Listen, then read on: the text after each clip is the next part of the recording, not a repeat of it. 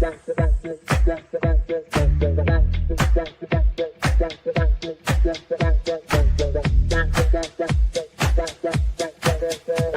Connections Radio presents Voting is more than just a right, it's a powerful tool for change. Every vote counts and every voice matters. Voting protects your rights and helps to build a better future. And it's a way to hold our leaders accountable. Voting isn't just about the big elections either. Local elections impact our daily lives. It is important to study the candidates and the issues in order to make an informed decision. Don't sit it out. Your vote is your power. Well, hi, everyone, and welcome back to Breaking the Silence, Finding the Courage to be Heard, the podcast where we turn quiet voices into confident voices. Now, I'm your host, Gail Larson, and for many people, the fear of public speaking isn't just about forgetting what to say, like I just did. It's about their voice when they try to sound in a way that they're not used to. The shaking, the cracking, the feeling that your voice is just simply betraying you at the exact moment when you need it. So today, we are going to talk about what happens when your voice shakes and why that doesn't really mean that anything has gone wrong. And this episode is called When Your Voice Shakes and Why That's Okay. And it's about releasing shame and redefining what strength really sounds like. Now, today I have with me Kristina, and I've gotten to know Kristina through Toastmasters. So hi, Kristina. How are you? Hi, I'm doing well. I'm actually enjoying some time off here in Texas. It's actually very warm here. I'm used to the San Francisco Bay Area weather, which is a huge change, but now they're starting to warm up too. So you know what? I'm just enjoying the weather, warm weather, and just some free time before I start my next career. That's awesome. And hopefully we'll get an opportunity to talk about that search for your new career during this chat time that we have. So speaking of new career, tell us a little bit about yourself. What led you to this place? So I am a native of Weatherford, Texas, which is near Dallas, Fort Worth. I decided to pursue a Bachelor of Science in Chemistry degree at Texas A&M University. I graduated in May 2015 and also received a commission from the United States Navy. Soon after, I was deployed to Japan and was on 2 different ships over there, and then transitioned to the nuclear power side of the Navy and did that for a couple of months before moving on. That's another story, very personal story of why I decided to end my nuclear career early, but I still got that experience, which was very rewarding. And then I went to several different places like Bahrain, and I was stationed in Bahrain for 2 years, not now, but a couple of years before. And so seeing all that on the news has been very interesting to see, because I literally have seen my office building very close to the attack on the base. So it's just, I'm very thankful that I'm no longer there. At the same time, I'm definitely concerned for my friends that are still over there. So if you're praying, please pray for my friends who are still over there in Bahrain. And then right now I'm actually out of the Navy, but then just got notified that I'm entering into the reserves. There's a key difference between active duty and reserves. Reserves is just like, you have to be ready to serve if they need you, but enjoy some time off at the same time. Oh, wow. And I remember the last time that we spoke briefly after one of our Toastmasters meeting, you were mentioning that you were waiting to hear about your status as far as the reserves. So congratulations as far as all of that is concerned. That's outstanding. And thank you very much for your service. It's been like almost a decade or over a decade that you were in the United States Navy.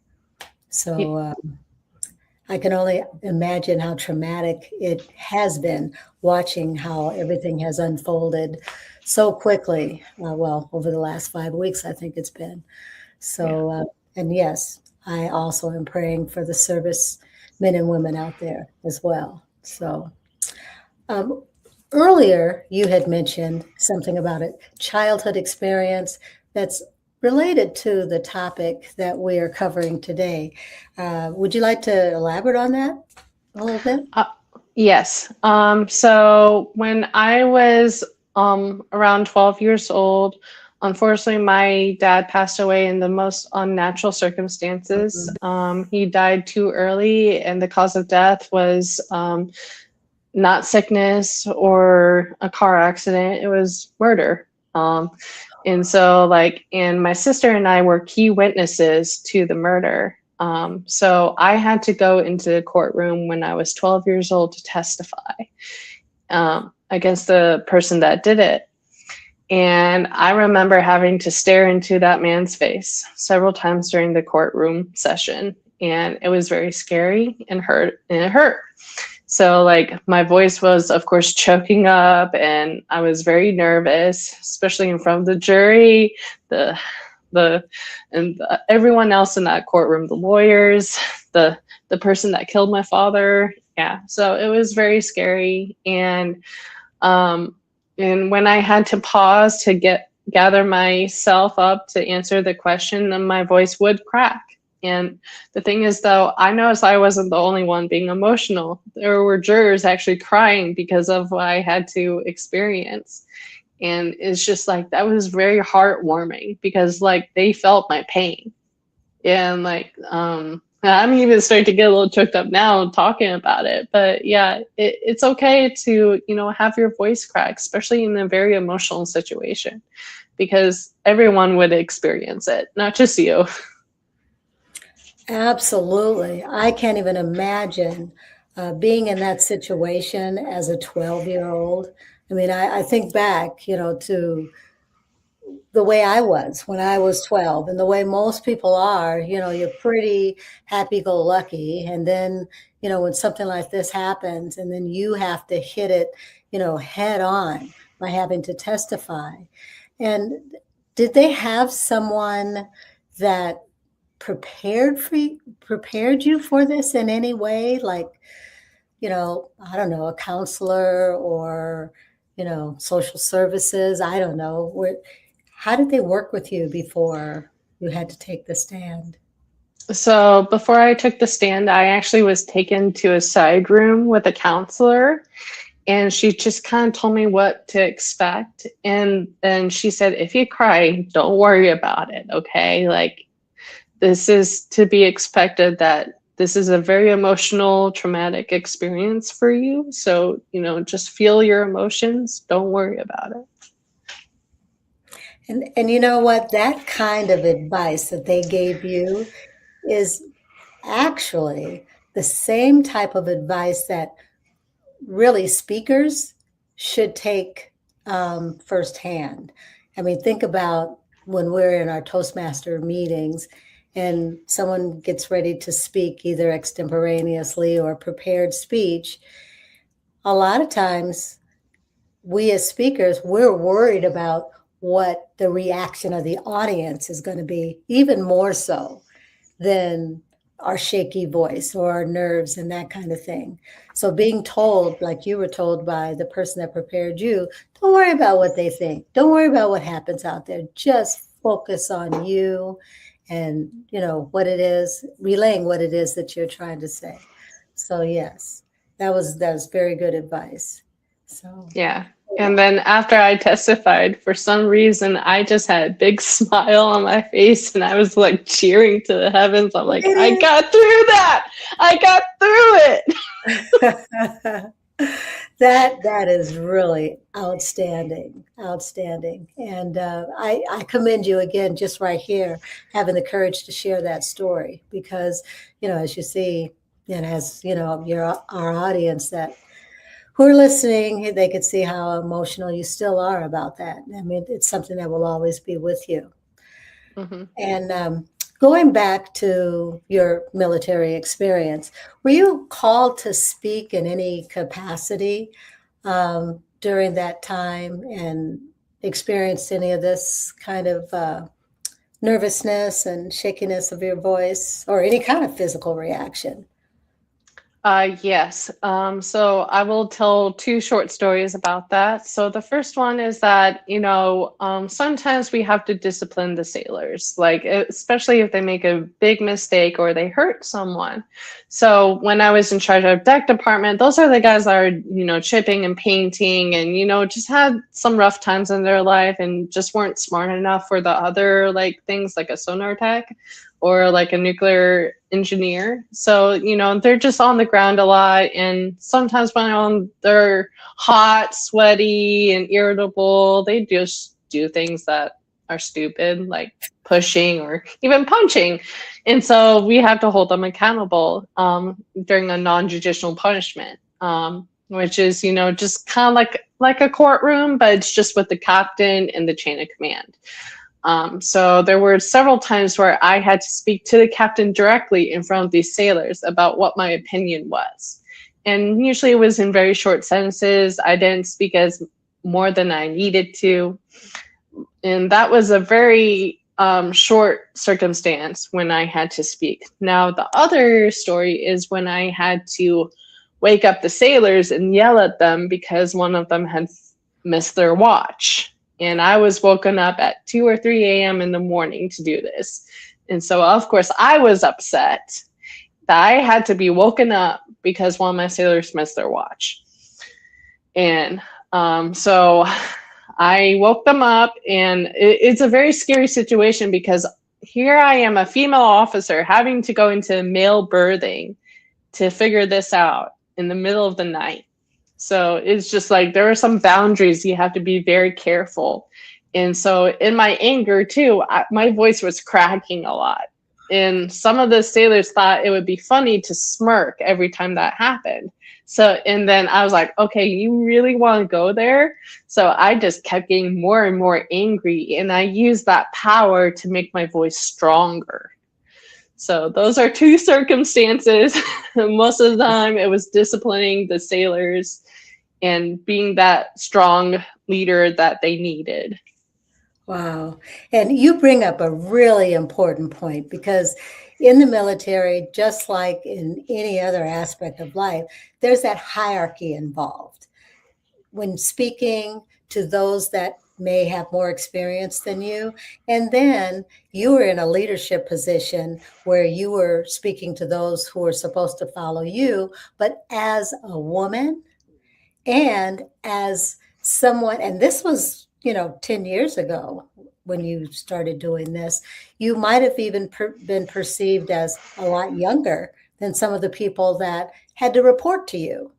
So those are like two boundaries or, two hurdles, I should say, that you had to jump over and control your voice at the same time and give that, spirit of authority that they would respond to in an appropriate way without smirking. Yes. Oh, trust me, they stopped smirking once I started yelling even louder and more stronger. They're like, okay, she is serious. Absolutely. And it reminds me too, when I first got into teaching, and that was 152,000 years ago. And I started teaching at the same school where my mother was currently teaching, and she had already spent, 30 years teaching in the district. And it was difficult for me to assert authority because a lot of her fellow teachers knew me, as her daughter, and I knew them as Mrs. So-and-so or Mr. So-and-so because there was that level of hierarchy.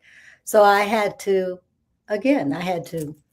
assert myself as well into a situation that, where the balance of power was changing.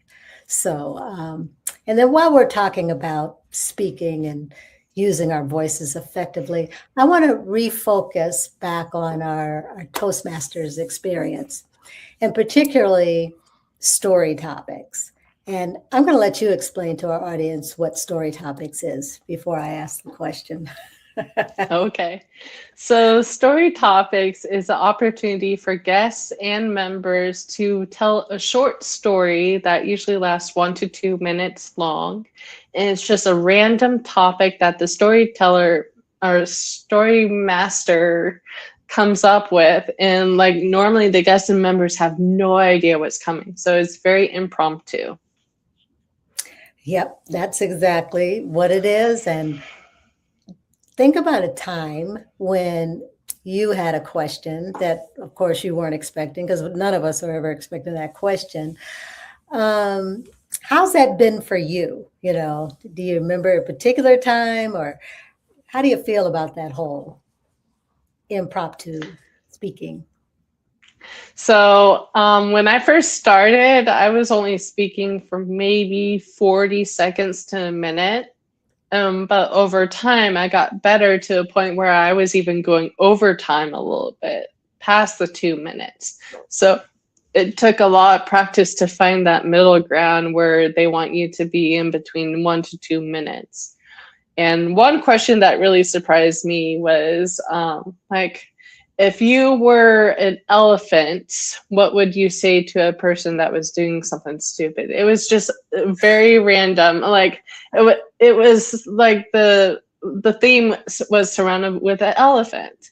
And so like I had to pretend to be an elephant in this story, and there were a lot of grammatical mistakes, but I went through it still because I actually enjoyed that topic. Yeah, that's hilarious. But maybe what they were trying to do is get you to be empathetic to the feelings of an elephant. Yes. I don't know. Anyway, yeah. What were you going to say? I was going to say elephants are actually very smart, and they say that they have better long-term memory than we do because of their larger hippocampus. So how I portrayed the elephant was like the super like authoritative, as well as I just like very wise elephant instead of a very sympathetic elephant.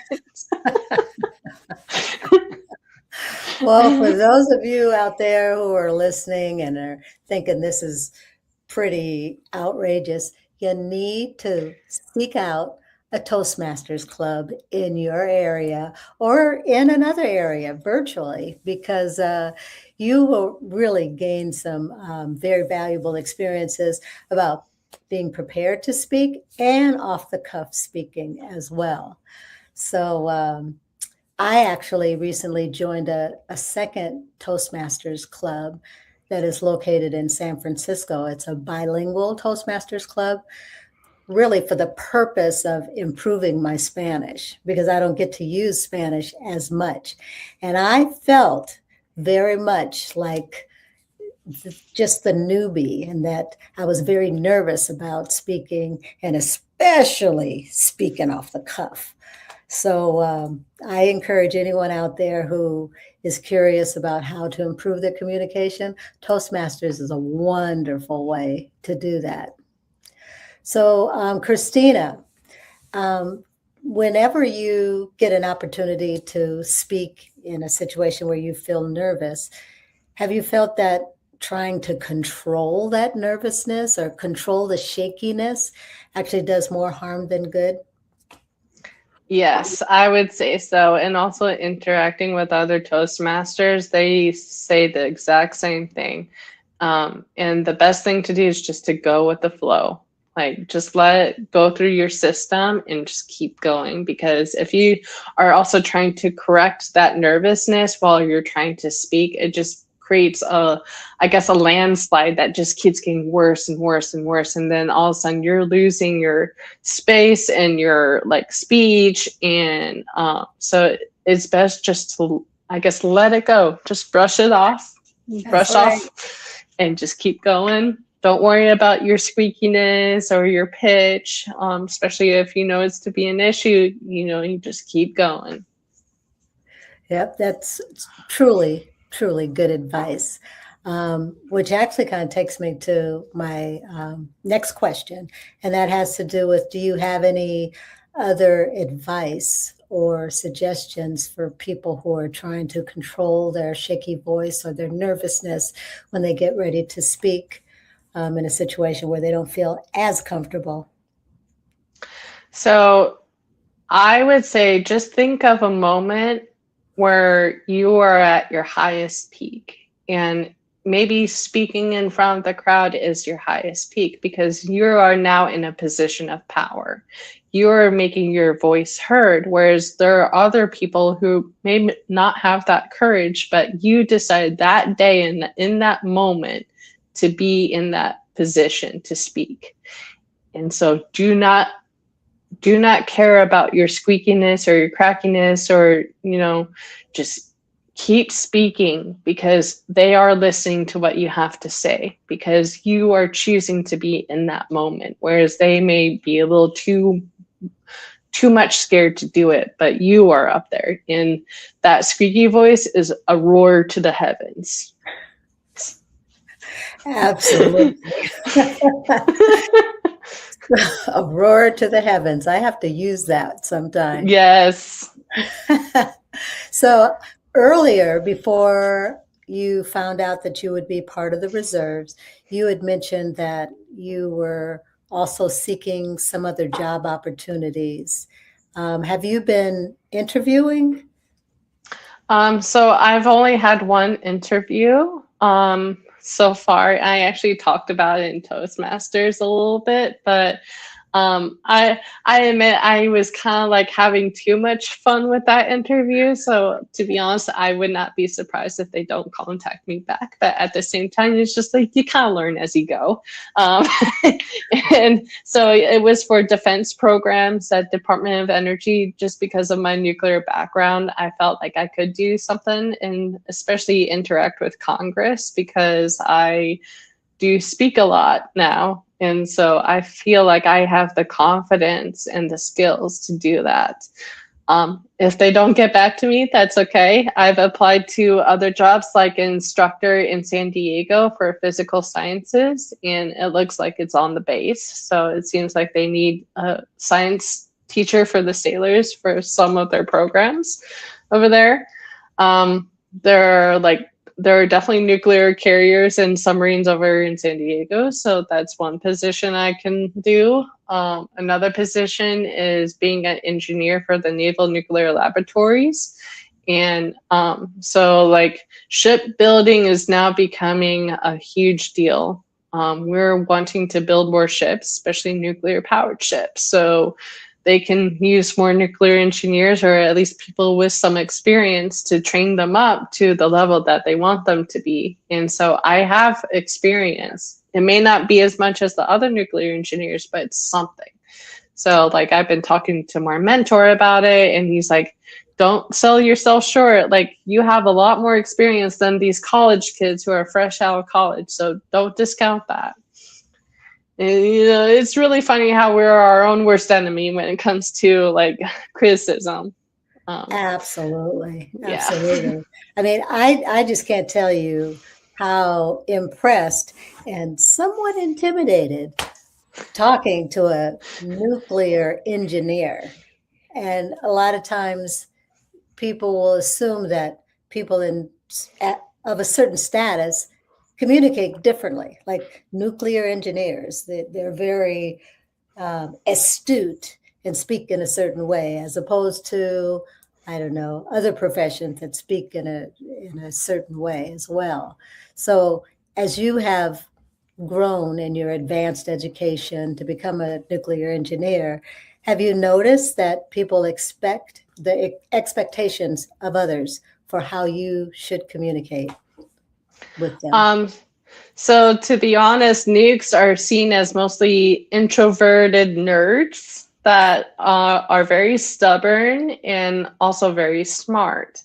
And so when I was talking to my mentor, who is also a nuclear engineer, he was like saying, Kristina, you're one of the most humble engineers I've met. And it's very refreshing because you admit when you think something you say is wrong, or you check on your on what you're saying. Whereas, all the other nukes, we call ourselves nukes, all the other nukes have, they just say it and then they stick with it. They don't question what they're saying like you do. And then also, yes, introverted nerds, we like our space, but at the same time, we like to talk about how much we know, if that makes sense.